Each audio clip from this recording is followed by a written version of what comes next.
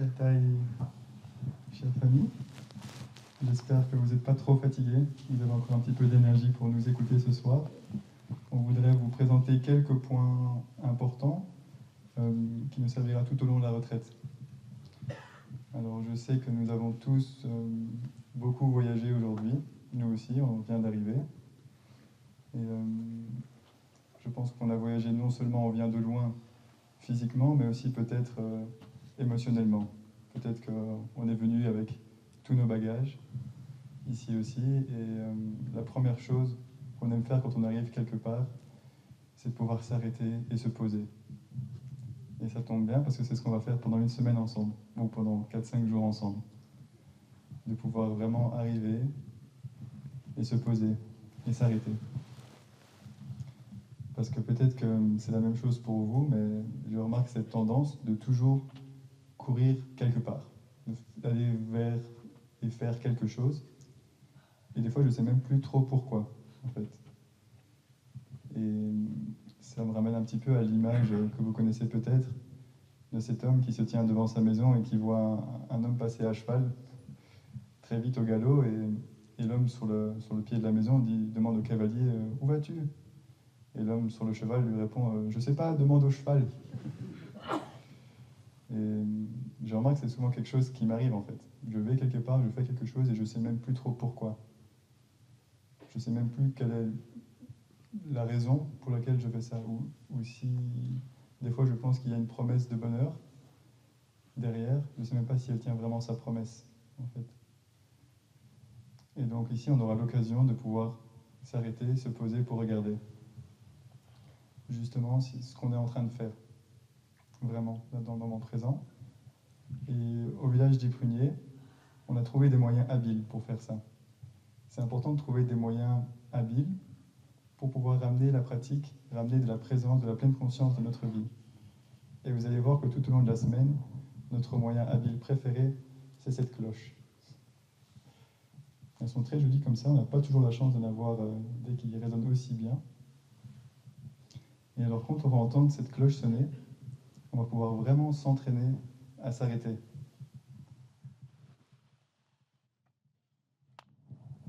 Alors s'arrêter tout d'abord physiquement, quand on l'entend, si on est en train de marcher, on peut s'arrêter de marcher.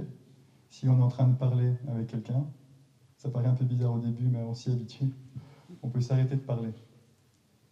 Et après, le niveau encore au-dessus, c'est que si on remarque qu'on est perdu dans nos pensées, d'essayer de voir si on peut s'arrêter de penser. Et qu'est-ce qu'on fait à ce moment-là? On est invité à essayer de revenir à notre respiration. Voilà, c'est le moyen préféré qu'on a trouvé au village des Pruniers, le moyen préféré du Bouddha aussi, pour revenir dans le moment présent, c'est de revenir à notre respiration. Et pour ça, c'est très simple, il suffit juste de respirer. En ce moment, nous sommes tous en train de respirer. On ne s'en rend peut-être même pas compte. Notre respiration est en train de se passer là naturellement, dans le moment présent. Et donc pour respirer en pleine conscience, on peut juste prendre conscience de l'air qui rentre dans notre nez et qui ressort dans notre corps. C'est quelque chose de très simple. On n'a pas besoin de forcer quoi que ce soit, juste de revenir à l'air qui rentre et l'air qui sort pendant qu'on écoute les sons de la cloche. Donc si vous voulez, on peut essayer de voir si on arrive à faire ça ensemble maintenant. Il n'y a pas de pression, on écoute juste les sons et on sent l'air qui rentre et l'air qui sort. Respiration après respiration, tout au long du son de la cloche.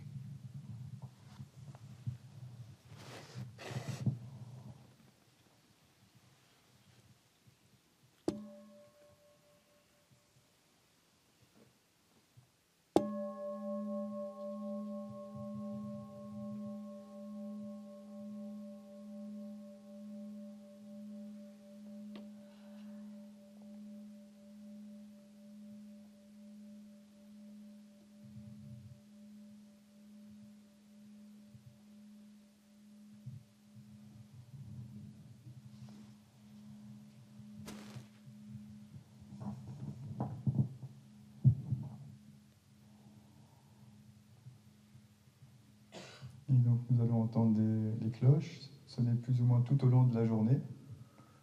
Et ces cloches, elles ont aussi une signification. En fait, quand on va entendre sonner une cloche, ça veut dire que 15 minutes après, il va y avoir une activité. En fait, donc c'est pour nous signaler qu'on a 15 minutes pour se préparer pour aller à l'activité suivante. Donc voilà, sauf au moment des repas. Là, ça veut dire qu'on peut directement aller se servir. Et donc quand on pratique la respiration consciente pendant la cloche, ça c'est le moment où on est invité à s'entraîner vraiment à revenir. Mais on va aussi essayer de le faire tout au long de la journée. Alors durant cette retraite, on va aussi apprendre à le faire en marchant, en mangeant, même aussi en parlant, et même en se reposant. Donc ce sont toutes les différentes manières qu'on apprendra pour pouvoir amener cette pleine conscience de la respiration dans notre vie quotidienne. Et le moment que moi je préfère pour pratiquer la respiration consciente, où je mets vraiment toute mon attention là-dessus, c'est quand je m'assois et je me dis que je vais faire que ça. On appelle aussi la méditation assise. On aura des sessions le matin et le soir qui seront des fois guidées et des fois en silence. Et alors pour ça, il y a différentes postures. Je vois que certains d'entre nous sont assis par terre, d'autres sur des chaises. Je ne pense pas que c'est important de montrer toutes les différentes postures, mais l'importance, c'est d'avoir, si on est assis par terre sur les coussins, les deux genoux, si possible, qui touchent le sol. On peut être assis sur plus ou moins la première moitié de coussin et d'avoir le dos droit. Voilà. L'important, c'est qu'on ait une position confortable. Parce que si on pratique la méditation assise, c'est pour être bien. C'est pour toucher de la joie et du bonheur dans le moment présent. Et donc ça commence tout d'abord par avoir une position confortable. Alors si on veut, oui, on peut faire des postures un peu plus compliquées, un peu plus stables. Tout dépend de notre souplesse, mais l'important, c'est d'avoir les genoux qui touchent le sol et le dos droit. Et on respire naturellement avec le nez. Si possible, on peut fermer la bouche. Le nez, c'est pour respirer et la bouche c'est pour manger. Et on peut avoir un léger sourire juste pour se rappeler qu'on pratique parce qu'on aime ça et que ça nous fait du bien. Et on aura la chance demain matin déjà de pratiquer ensemble. Et après, le soir, après la dernière activité, on aura la chance de faire quelque chose qu'on n'a pas toujours l'occasion de faire dans la vie de tous les jours, c'est de pratiquer ce qu'on appelle le noble silence. Ça veut dire de garder les conversations au minimum possible pour vraiment laisser tout ce qui s'est passé durant la journée se poser en nous, en fait. Des fois, on sent qu'on a besoin de communiquer, de dire ceci ou cela à tout le monde, mais le soir, c'est le moment où on peut juste se poser, sauf si on a quelque chose d'ordre pratique à dire. À ce moment-là, on peut essayer de parler doucement, tout en sachant que les autres autour de nous vont pratiquer le silence.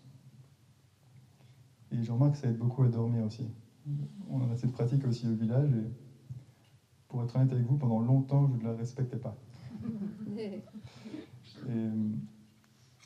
je remarquais que j'avais du mal à dormir, juste après. J'essayais d'aller dormir vers 10h, et j'avais du mal à m'endormir, puis je me suis rendu compte que j'ai dit à mes camarades, enfin à mes frères de chambre, oui, peut-être à partir de 9h30, je pense que si j'arrête de parler, je pense que je dormirai mieux. Et j'ai fait le test plusieurs fois d'affilée, et c'est vrai que je dormais mieux. Et là, ils ont souri, ils m'ont dit, bah oui, c'est pour ça qu'il est marqué à 9h30, noble silence.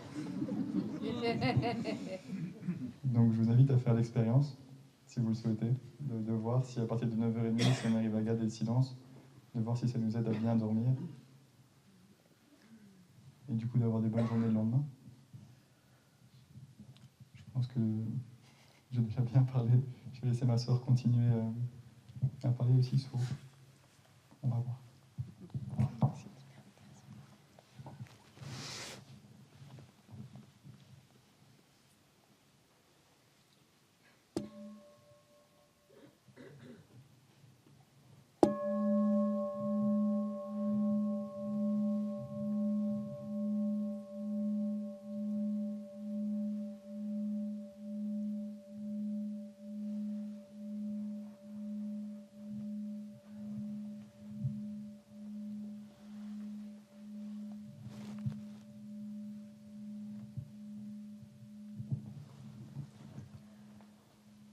Donc, cher Thaï, cher Sangha, cette semaine, on a un thème pour notre retraite et c'est être calme dans la tempête ou quelque chose comme ça. Et peut-être que, comme l'a dit notre frère, émotionnellement, il y a beaucoup en nous avec peut-être l'état du monde, l'état de la société, ce qui se passe dans notre famille, dans notre travail. Peut-être qu'on se sent emporté dans une tempête et qu'on ne sait pas comment s'en sortir. Et peut-être que c'est pour ça qu'on est venu à cette retraite. Et peut-être qu'on est en train de chercher une solution ou une formule magique qui tout d'un coup nous aiderait à souffrir moins, à être plus heureux, à vivre une vie plus paisible. Mais en fait, comme notre frère nous l'a dit, et comme Thaï nous l'a dit, et le Bouddha nous l'a aussi dit, en fait, il n'y a aucun secret. Et la seule chose qui peut vraiment nous aider à souffrir moins, à être plus en paix, à être plus en harmonie avec les gens qui nous entourent, c'est vraiment la pratique quotidienne qu'on fait chaque jour de tout son cœur, du mieux qu'on peut, semaine après semaine, et mois après mois, année après année. Et cette pratique quotidienne, c'est vraiment la respiration consciente, les pas en pleine conscience, revenir à nous-mêmes. Et peu à peu, en faisant ça chaque jour, avec son cœur, semaine après semaine, mois après mois, on va pouvoir construire ce qu'on appelle à l'intérieur de nous l'île intérieure. Et en fait, c'est cette île intérieure qui va être là pour nous dans les moments de tempête, un endroit auquel on peut revenir, dans lequel on peut se sentir plus en paix, plus heureux. Et la clé d'accès à cette île intérieure, c'est vraiment la pleine conscience, la respiration, les pas, la conscience du corps, la pratique de l'arrêt. Et mon frère vous a parlé un peu de ce qu'est la pleine conscience, et moi je vais juste vous dire de façon plus concrète, le Bouddha nous a aussi donné l'enseignement des 4 sources de nourriture. C'est-à-dire que dans notre vie, on est exposé à 4 sources de nourriture qui viennent constamment nous affecter. Et si on n'est pas conscient de ça, on peut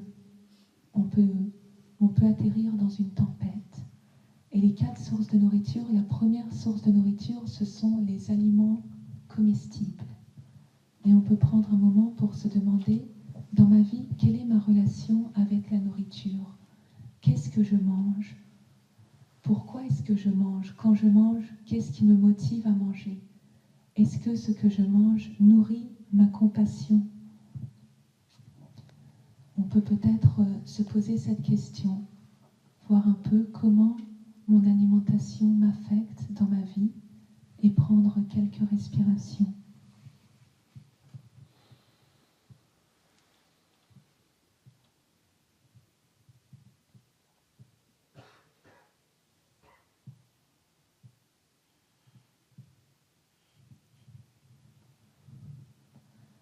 Donc, dans la pratique, on est encouragé à manger d'une façon qui va garder notre corps en bonne santé et léger pour pouvoir continuer à pratiquer et à aider les autres.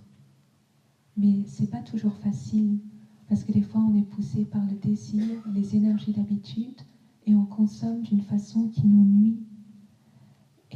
Et je me souviens quand j'étais justement étudiante à Paris, j'étais en classe préparatoire littéraire et c'était des études très stressantes. Souvent, en fait, je mangeais très vite. J'avais 1 heure pour la pause de déjeuner et je mangeais très vite de façon à pouvoir faire le plus de choses pendant cette pause. Par exemple, des fois, je prenais un sandwich, je sortais de la bibliothèque, je le mangeais en 10 minutes et je rentrais à nouveau dans la bibliothèque pour étudier. Ou par exemple, d'autres fois, j'allais faire les courses pendant la pause du déjeuner et il ne me restait plus qu'1 quart d'heure pour manger et retourner en cours. Et je me souviens que soudain, à un moment, pendant que j'étais en train de manger un repas décongelé de Picard déjà préparé seul dans ma chambre, très vite, parce que je devais vite retourner en cours, tout d'un coup j'ai eu cette pensée, quelqu'un qui s'aime ne ferait jamais ça. Si je m'aimais moi-même, je ne serais pas en train de faire ce que je suis en train de faire. Parce que je mangeais très vite, je sentais le stress que ça amenait à mon corps et à mon esprit, et je me suis dit, non, c'est que je suis une victime du stress, une victime de toutes les attentes qu'on a de moi, et en faisant ça, je suis en train de détruire mon corps. Et ça a été une des petites expériences d'éveil qui m'a amenée vers la pratique. Et ensuite, avec la pratique, j'ai appris à manger en pleine conscience, en silence, en créant un moment de détente, de joie, d'être vraiment avec moi.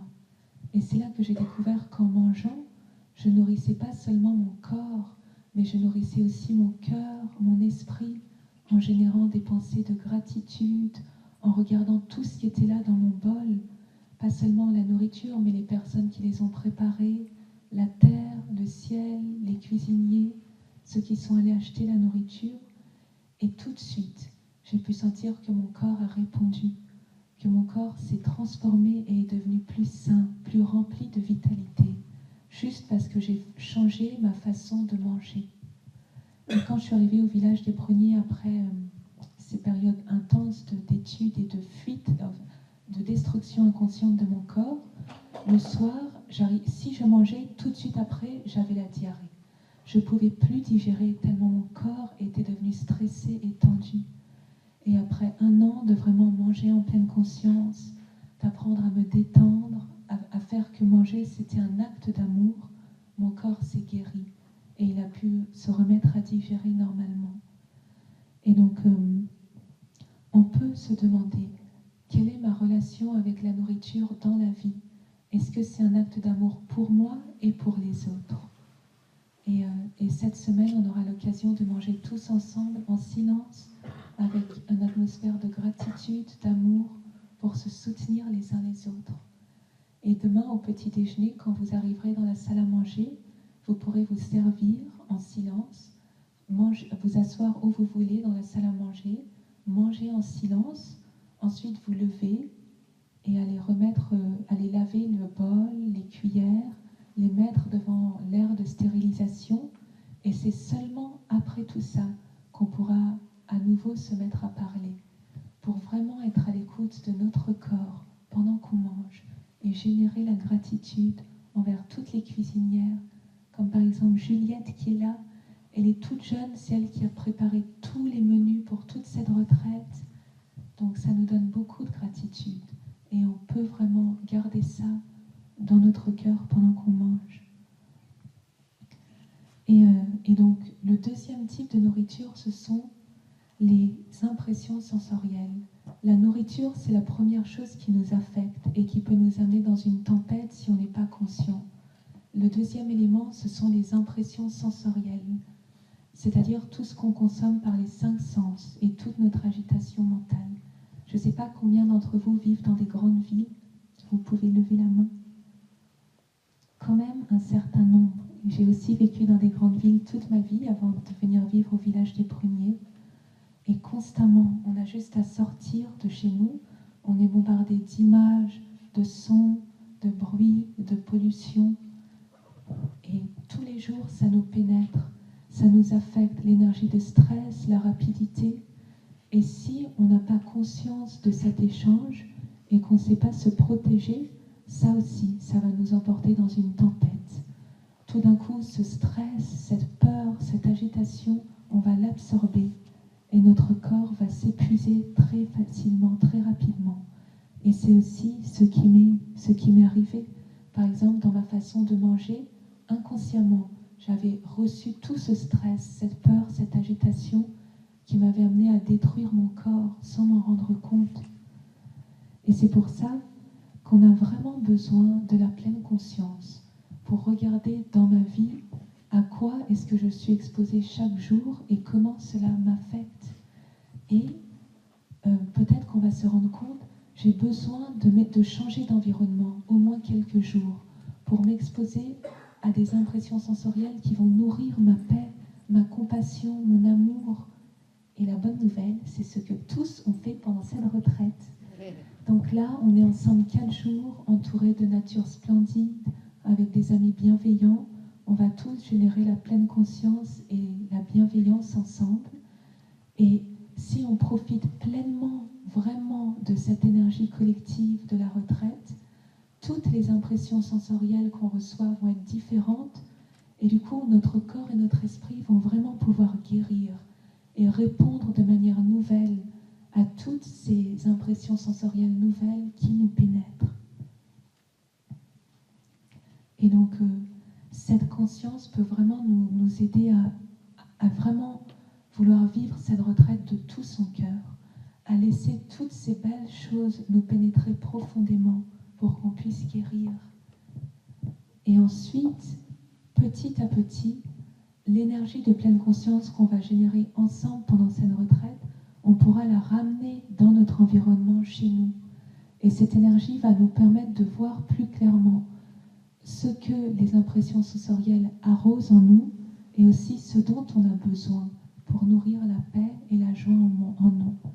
Par exemple, après avoir découvert la pratique à Paris, j'ai mis en place des choses, comme par exemple, j'habitais à côté d'un parc, j'ai décidé tous les jours, je vais marcher 1 heure dans le parc. Peu importe si j'ai trop de travail à faire, des devoirs tous les jours. Ensuite, j'ai aussi mis en place tous les jours, après le repas, avant de me remettre à travailler, je m'allonge 1/4 d'heure et je détends mon corps tous les jours. Et j'ai aussi affiché des photos du village des Pruniers dans ma chambre d'étudiante. Ensuite, je me suis joint à une Sangha Wake Up à Paris.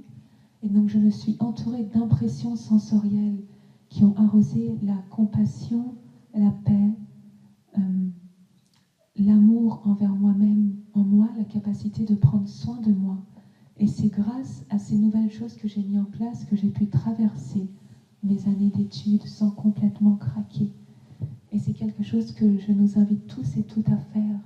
Voir pendant cette retraite qu'est-ce qui me nourrit et que je pourrais ramener chez moi. Et ça peut être des choses très simples, comme ce que je vous ai partagé. Et aussi la bonne nouvelle, c'est que des fois, c'est le fait d'être exposé à des choses toxiques ou qui nous semblent pas en accord avec nos valeurs autour de nous, qui vont nous faire voir l'importance de faire un choix de vie différent.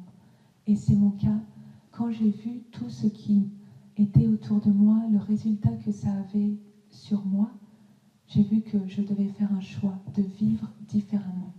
Et je suis allée au village des Pruniers, et maintenant me voici sous cette forme. Donc c'est pour ça que ça peut être, tout ce qui nous entoure, ça peut aussi être un miroir de nous-mêmes, pour nous aider à voir plus clairement quel choix on veut faire, quelle vie on veut faire. C'est pas juste des choses négatives. Et ensuite, comme beaucoup d'entre nous le font déjà, si on ramène la pratique dans la vie quotidienne stressée, on devient aussi un refuge pour tous ceux qui nous entourent. Et on crée des groupes de pratique, des lumières pour les personnes autour de nous. Et c'est pour ça que vivre dans la société, c'était très important pour notre maître Thaï, et il a beaucoup de gratitude pour tous les disciples laïcs. Et donc, comme je vous dis, les impressions sensorielles, ça nous amène aussi à la volition. La troisième source de nourriture, la troisième chose qui nous affecte beaucoup dans notre vie et peut-être la plus importante, c'est la volition. La volition, c'est notre aspiration la plus profonde pour notre vie. Et on peut aussi, juste là, prendre un moment pour nous demander, est-ce que je sais quelle est mon aspiration la plus profonde dans ma vie?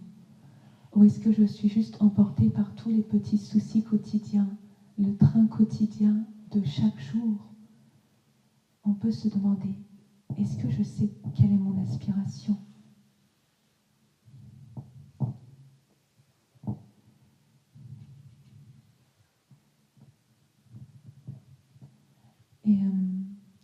Et pour voir clairement notre aspiration, quelquefois on a besoin de prendre du recul par rapport à notre vie, notre responsabilité, notre travail, notre entourage quotidien, et se mettre dans un autre environnement où on met les choses en parenthèse, comme par exemple cette retraite. Et c'est pour ça que cette retraite, j'aimerais aussi tous et toutes nous inviter à regarder quelle est mon aspiration profonde et est-ce que je vis en accord avec cette aspiration. Parce que des fois, on peut avoir une aspiration profonde, comme par exemple, moi j'ai l'aspiration profonde à devenir plus sage, plus bienveillante, plus aimante, plus solide. Mais souvent, dans la vie, je peux, par exemple, si je me sens un peu fatiguée, mon frère va me dire quelque chose et je réagis. Ça nous est arrivé récemment. Et pourquoi j'ai cette aspiration à être quelqu'un d'aimant et de sage, mais que je vais réagir comme ça dans la vie? C'est parce que en nous, il y a des désirs, il y a l'instinct de survie, il y a des énergies d'habitude très fortes qui nous ont été transmises par nos ancêtres. Comme par exemple, mon père est quelqu'un de très colérique et qui réagit très vite. Et souvent, il m'a fait beaucoup, beaucoup pleurer dans mon enfance à cause de cette colère, de cette réactivité. Mais plus je pratique et plus je vois cette réactivité, cette colère, elle est dans chacune des cellules de mon corps. Et même si j'ai l'aspiration à faire autrement, tout ce que mon père m'a transmis est encore là. Et donc, c'est encore une fois l'importance des pratiques quotidiennes de base, la respiration, les pas, prendre soin de ce qui est là en nous pour pouvoir faire en sorte qu'à un moment, la graine de pleine conscience devienne plus forte que la graine de colère. Et quand la colère va monter en moi, ma pleine conscience va aussi monter. Et je vais voir, ah, je suis en colère, j'ai besoin de me calmer, de prendre quelques instants avant de répondre à mon frère. Ou par exemple, si je vois que là je suis trop fatiguée, si la pleine conscience est là, je vais pouvoir dire, mon cher frère, je suis désolée, là j'ai atteint ma limite, je ne peux pas te répondre, est-ce qu'on peut en parler plus tard? Et tout ça, c'est la pleine conscience qui va nous permettre d'avoir ce type de comportement dans notre vie. Et peu à peu, grâce à la pleine conscience, on va pouvoir vivre une vie plus alignée avec nos idéaux et on va se sentir plus intègre et les personnes autour de nous vont voir qu'on devient plus fiable. Et ça, c'est vraiment aussi un miracle de la pleine conscience. Et ce qui est très beau, c'est que les aspirations profondes, quand on arrive à les réaliser, on ne les réalise pas seulement pour nous, mais aussi pour nos ancêtres. Comme par exemple, mon père, c'était aussi quelqu'un qui avait une graine de spiritualité très forte. Quand il avait 17 ans, il y allait vivre 1 an dans un ashram, il mangeait végétarien, et il y avait cette graine en lui. Mais lui, il venait d'un milieu très humble. Et dans sa société, à son époque, il y avait une pression très forte pour s'élever socialement, montrer qu'on est capable. Et donc, finalement, il a été poussé par cette autre aspiration à s'élever échelon après échelon, à gravir les échelons sociaux les uns après les autres, pour montrer qu'il était capable. Et il a suivi ce chemin. Et il n'a pas pu réaliser la graine spirituelle qu'il avait en lui, mais il me l'a transmise. Et donc quand je deviens sœur, je sais que c'est aussi pour mon père. Et donc quand on arrive à toucher notre aspiration profonde et à la réaliser, on le fait aussi pour tous nos ancêtres. Et donc on peut prendre un temps, j'espère, cette semaine pour se relier à cette aspiration profonde qui est au fond de nous. Et la 4e et la dernière source de nourriture, c'est ce qu'on appelle la conscience. La conscience, c'est d'abord et avant tout la conscience collective, ce qui nous entoure. Si des fois on n'arrive pas à vivre en accord avec notre aspiration, c'est aussi parce qu'on vit dans une société qui nous pousse très fortement à aller dans la direction opposée. Et c'est pour ça que la conscience, comme source d'aliments, ça veut dire que les personnes qui nous entourent nous pénètrent aussi. Tous ensemble, on crée une zone d'énergie collective. Et par exemple, ici, pendant cette retraite, on n'est plus seul à vouloir pratiquer, à vouloir s'arrêter, à vouloir toucher nos aspirations profondes. Et on se soutient les uns les autres sur ce chemin. Et vous verrez, pendant cette retraite, pendant qu'on s'assoit en méditation ensemble, qu'on marche en méditation ensemble, qu'on mange ensemble en silence, vous pourrez toujours prendre refuge dans l'énergie collective. On ne sera jamais seul. Il y aura toujours des personnes avec nous. Et peut-être vous vous dites, 1 demi-heure, j'arriverai jamais à m'asseoir immobile. Si vous ne savez pas quoi faire, vous pouvez juste vous asseoir et vous abandonner à l'énergie collective. Vous pouvez même dire, cher Sangha, s'il te plaît, aide-moi. Juste se laisser imprégner par l'énergie collective, c'est le plus beau cadeau qu'on peut recevoir de la retraite.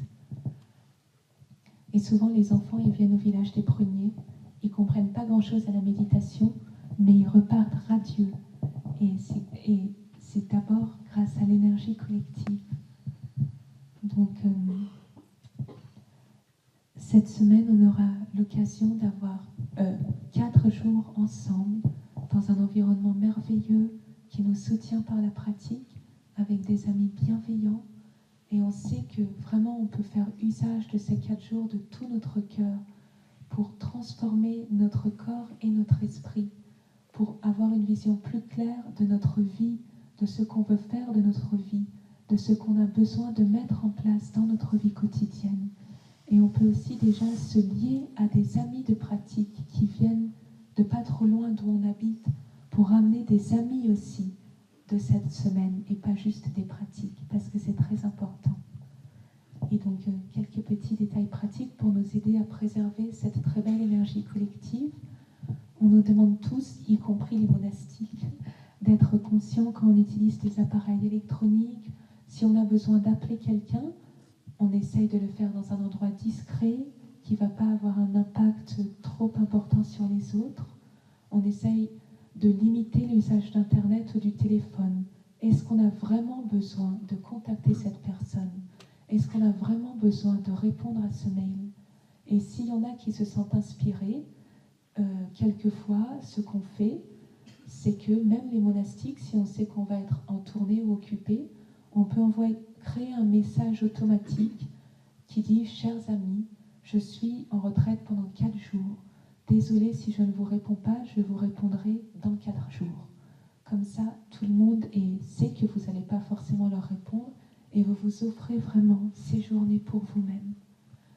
Et de la même façon, pour garder un environnement le plus soutenant possible, on essaye de ne pas fumer sur le site. On est encouragé à essayer, si on peut, de voir, d'explorer qu'est-ce que ça fait de lâcher la cigarette pendant quelques jours. Mais s'il y a des moments où vraiment on en a besoin, on vous demande de sortir de l'enceinte du site de la retraite et de trouver un endroit discret qui ne va pas arroser cette graine chez d'autres personnes. Et voilà, donc je pense que c'est ce qu'on avait à vous dire pour ce soir. En un mot, c'est juste, on peut se détendre, s'arrêter, se réjouir d'être ensemble et apprendre à nous aimer tous ensemble. Donc maintenant, on peut prendre quelques instants juste pour se mettre encore une fois à l'écoute de notre corps, de notre esprit. Comment je me sens après cette journée de voyage, de changement d'environnement. Nous offrir notre présence bienveillante, notre accueil, notre amour. Et on va respirer en silence quelques instants pour entrer tous ensemble dans la période du noble silence et comme mon frère nous a dit, pouvoir nous régénérer profondément pendant toute cette nuit jusqu'à demain matin. Et s'il y a quelqu'un qui ronfle dans votre chambre, ne vous inquiétez pas, c'est aussi une cloche de pleine conscience. Si vous n'arrivez pas à dormir, ne vous inquiétez pas. On fait de notre mieux juste pour nous respirer et nous détendre en étant allongés sur le lit. Et on s'abandonne à l'énergie collective. Et on va se retrouver demain à 6h30 dans cette salle pour la méditation. Donc maintenant, on va juste prendre quelques respirations en silence, se laisser entourer par cette énergie d'amour et de bienveillance, relâcher tout ce qui est dans notre esprit et dans notre corps. Si vous oubliez tout ce qu'on a dit, c'est pas grave. Et juste nous permettre d'être bien avec nous, de nous reposer.